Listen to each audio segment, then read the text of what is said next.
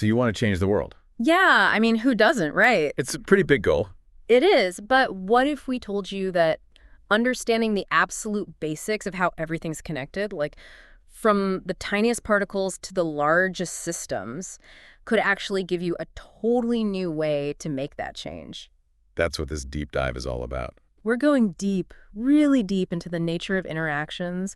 We'll be talking about virtual photons. Which, if you don't know, they're basically quantum messengers. Yeah, and we'll be exploring the idea that information might actually be the fundamental thing that connects everything in the universe. And we'll be looking at what are called field crossings, which is when those connections get really, really interesting. Yeah, the sources you sent, they cover some pretty mind-blowing stuff that could honestly change how you see the world working. Yeah, and it's not just from like one area of science. No, not at all. We're talking quantum mechanics. Which is, always a little weird. Definitely. We're talking information theory. Abstract, but powerful. And we're looking at these patterns that we see in nature. Everywhere you look, they're there. What's exciting is that all of these might not be separate ideas at all. It's possible that they're just different facets of the same underlying reality. So in this deep dive, We're going to try to pull out those core insights from all these different sources. and hopefully we can build this new perspective, A new way to see how connection, energy, and information, they all flow together. which are, let's be honest, the fundamental ingredients for anyone who really wants to make a difference. Absolutely. So first, let's tackle virtual photons. All right, virtual photons. Now, these are kind of hard to wrap your head around if you're not, a quantum physicist. Yeah, they're not like the regular photons we think of as light, Right. They're not something that you can just see with your eyes. Virtual photons, they actually only exist for a super short amount of time. They kind of pop in and out of existence. Exactly. They show up when charged particles are doing their thing, like attracting or repelling each other. It's almost like they're the messengers that allow charged particles to interact in the first place. Yeah, they're part of that underlying mechanism, in that quantum field. It's not just like objects acting on each other across empty space. It's more about this constant exchange that's happening. So how do these things actually transmit force? So imagine two people on roller skates, and they're throwing tennis balls back and forth. Okay, I can see where you're going with this. The act of throwing and catching the tennis balls, that creates a force that can either push the skaters apart or pull them closer together. Depending on how they're throwing, right? Exactly. And virtual photons, they work in a similar way, but at the quantum level. When two charged particles, let's say two electrons, interact, they're constantly tossing these virtual photons back and forth. And this exchange, that is what we feel and experience as the electromagnetic force. If they have the same charge, they push apart. Opposite charge, they pull together.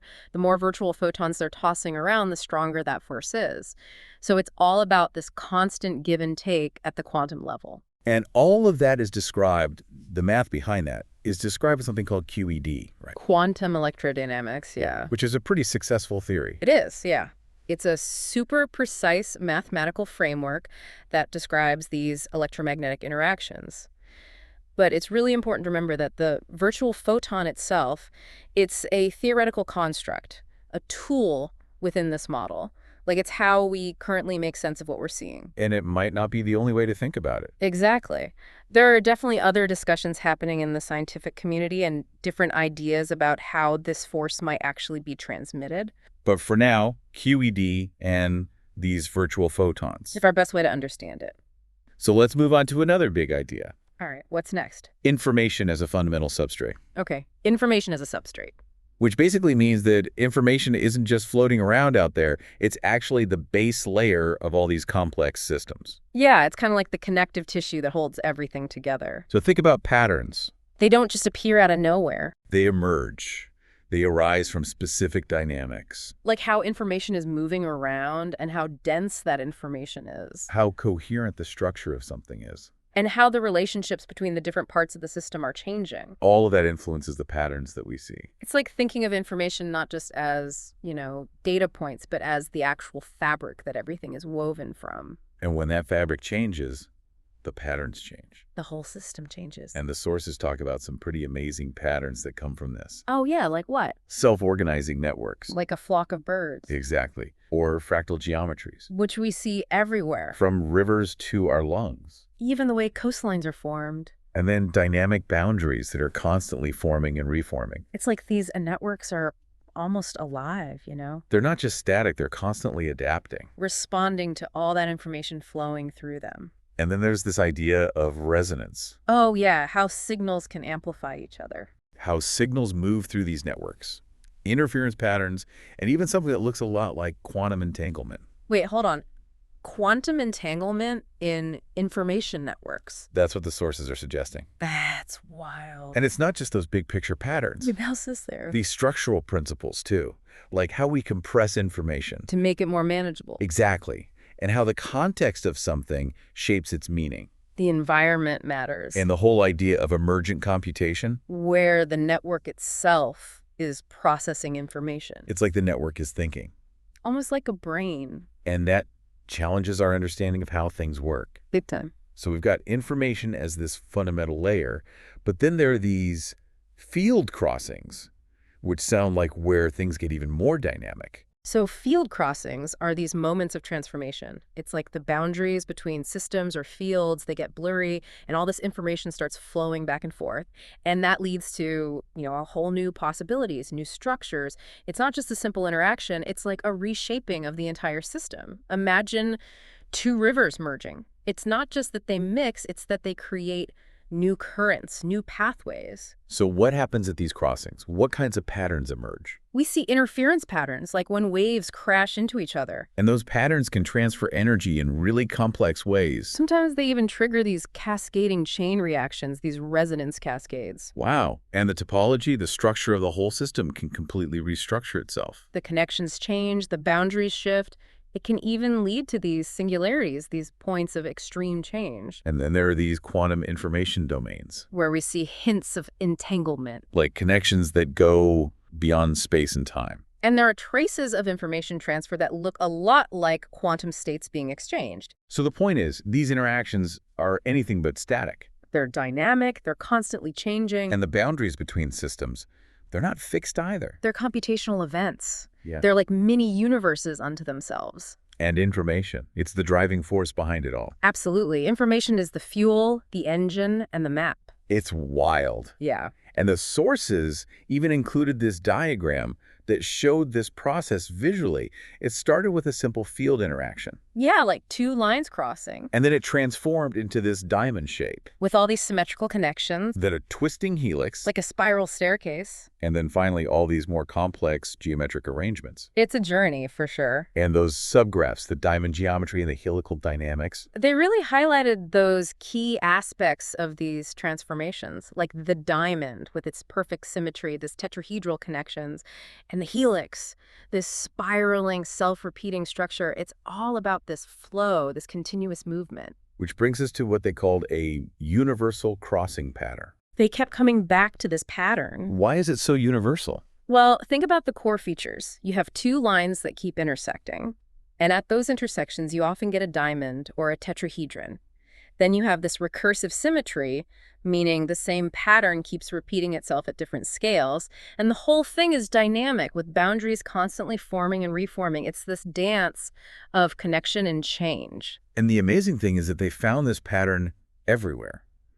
From DNA, The blueprint of life, to quantum interactions, the building blocks of reality. to cells, natural textures, even the way fluids move. It really does span from the micro to the macro. What does that mean?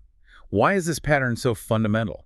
Well, it seems like this pattern is a key part of how information gets transferred. It's like a pathway for energy to move through these fields. It's a protocol, a set of rules for how fields interact with each other. It even suggests this underlying computational geometry to the universe. Like the universe is constantly calculating, processing information using these geometric shapes. It makes me wonder about charge. Charge. The sources say that it might not be this fixed property that a particle just has. You're thinking about it the wrong way, you see. It's not about something a particle has, it's about something it does. So instead of an electron having a set amount of charge, it's more about an energetic imbalance. It's a potential, a possibility. And that potential can be transformed, can be exchanged between fields. It's a negotiation. And that leads to a dynamic boundary condition. A constantly shifting state of equilibrium. So at the atomic level, what we perceive as charge, It's more about information density. It's about the potential for interaction between fields. It's about this computational event happening at the boundary. And it's even about the breaking of a fundamental symmetry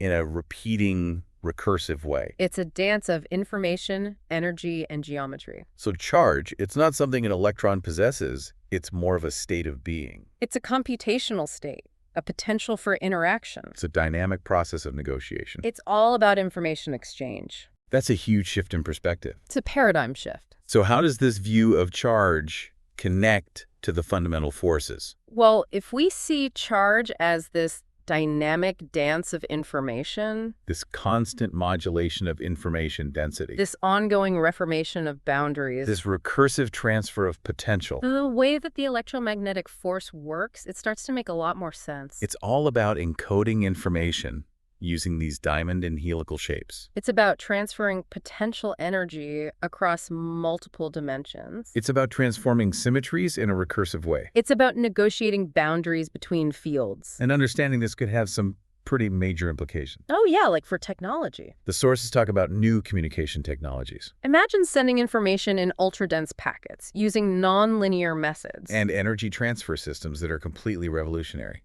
Think fractal energy grids, coherent energy beams, and technologies that harness adaptive resonance to optimize energy flow. That's amazing. What about gravity? That's always seemed different from the other forces. Well, the sources actually suggest that gravity is about the warping of informational space itself. It's about mapping the density of potential energy across this informational landscape. It's about scaling computational potential in a recursive way. And it's about manipulating the boundary conditions of systems. So gravity isn't just about attraction, it's about how information and energy shape the very fabric of reality. Precisely. It's a much more fundamental and dynamic view of gravity. And this could lead to some incredible breakthroughs in computation. Think nonlinear architectures, adaptive networks, and computational models inspired by quantum gravity. And energy systems, too. Coherent energy transfer over vast distances, multidimensional energy routing, and technologies that use adaptive resonance to tap into the very fabric of space-time. And communication. Imagine communication that isn't limited by distance, ultra-dense information encoding, and adaptive strategies for navigating the boundaries of communication. It seems like all of this points towards a much more holistic view of the universe. Everything is interconnected. And the sources talk about these integrated quantum coherence systems. It's about optimizing how densely information is packed into a system. It's about adaptively restoring and maintaining the boundaries of that system. It's about transferring potential energy in a recursive way throughout the system. And it's about dynamically mapping the coherence, the interconnectedness of the whole thing. It's like thinking of the universe as a giant interconnected network, a cosmic web of information and energy. So how does this apply to something like energy production? Well, imagine fractal energy harvesting, where we mimic these natural field interactions to capture energy from multiple dimensions And extract that energy through adaptive resonance. and transfer it using nonlinear pathways. It's about tapping into the very way that nature manages energy flow. What about our own bodies? If we see biological systems as information networks, health becomes about maintaining optimal coherence and information density. So we might be able to use therapies that promote quantum coherence Restructure the informational fields within the body. and normalize boundary conditions at a cellular level. It's about restoring harmony to the information flow within our bodies. And this could lead to all sorts of new technology. Biomimetic energy surfaces. Devices that monitor quantum coherence. Adaptive potential transfer system. Dynamic field interaction protocols. It's a whole new approach to energy and health based on the fundamental principles of information and coherence. What's really striking is this diamond cross line helical pattern that keeps showing up. It's everywhere. Why is this pattern so important? It seems to be a fundamental organizing principle of the universe. It's how energy and information move through fields. It's incredibly efficient for transferring information, reorganizing energy, creating adaptive boundaries, and enabling transformative interactions. So virtual photons, could those just be a specific example of this broader pattern? That's a very interesting thought.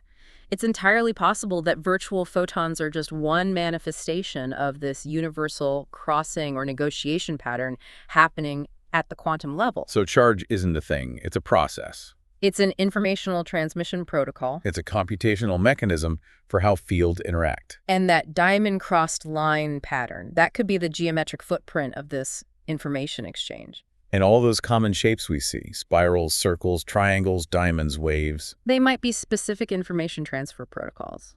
each with its own unique way of scaling, its own symmetries, its own stability, its own way of propagating information. It's like the universe has a whole language of shapes. And when fields overlap, it's not just mixing, it's this complex computational negotiation. It's about modulating information density, redistributing energy, reforming boundaries, and transforming symmetries. It's all about information flow, potential negotiation, computational events, and recursive transformation. It's the cosmic dance of information and energy. But why? Why does all this happen? Is it just about minimizing energy?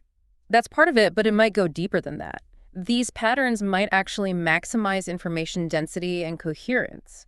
They might be the most efficient ways to transfer information and compute within the very fabric of reality. So those shapes, they're not just pretty, they're functional. They're optimal for information density, recursive scaling, multidimensional transfer, and boundary negotiation. So field interactions, they're really sophisticated computational negotiations. Where information is king. And coherence is the goal. And these geometric patterns, they're the strategies. So if we can understand these principles, we can revolutionize our technology. Design systems that are more efficient and more effective. Build computational architectures based on recursion and boundary negotiation. Create energy transfer systems that mimic nature's elegance. These aren't just ideas, they're blueprints for a better future. A future where we work with the universe, not against it. So let's go back to energy and health. Okay, energy and health. Fractal energy harvesting. Quantum coherence, solar panels. Biomimetic energy surfaces. Quantum biological health systems. Electromagnetic coherence therapies. Informational field restructuring.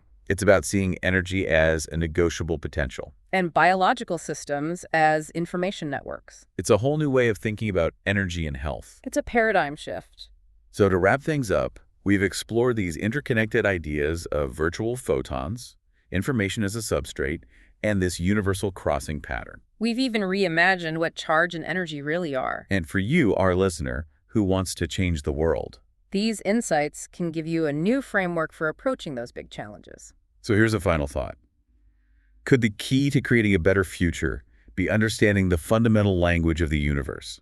This language of information expressed through these geometric patterns and dynamic interactions. Maybe by learning to speak this language, we can truly unlock our potential to make a difference. This deep dive is just the beginning. Keep exploring, keep questioning, and keep pushing the boundaries of what's possible. Who knows what you might discover? The universe is full of wonders. And the future is waiting to be shaped. Go out there and change the world. We believe in you. We'll be back next time with another deep dive. Until then, keep exploring. Keep questioning. And keep changing the world. One interaction at a time. See you next time. Take care.